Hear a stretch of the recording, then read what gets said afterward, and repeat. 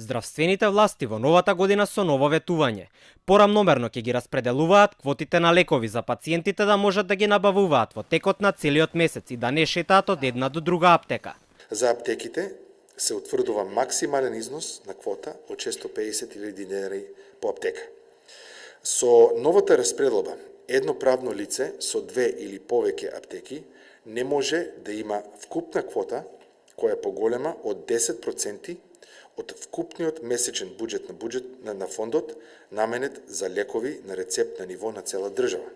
Со овој потек се намалува можноста за стекнување и одржување доминантна позиција на пазарот и се подобрува конкуренцијата, а на средните и малите аптеки им се овозможува по-рамноправни правила на игра. Од Фондот за здравство признаа дека досега се вршела нерамноправна распределба. Посочија дека еден ланец добивал и за 40% поголема месечна квота од просечната бројка која се распределувала на другите. Не открија за кого станува збор.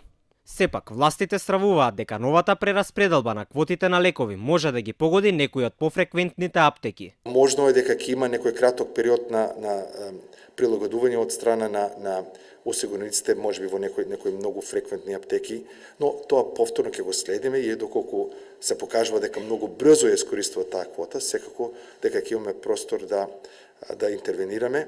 Освен рамноправна прераспределба на лековите, властите планираат да ги субвенционираат аптеките од помалите села за тие да опстојат. Дополнително државата ќе го зголеми буџетот за лекови. Ќе бидат одвоени 2 милиони евра повеќе за лекови на товар на фондот. Досега, само во првата недела од месецот можеше да се набави лек на рецепт, а пациентите беа приморани приватно да ги плаќаат лековите препишани од нивните матични лекари.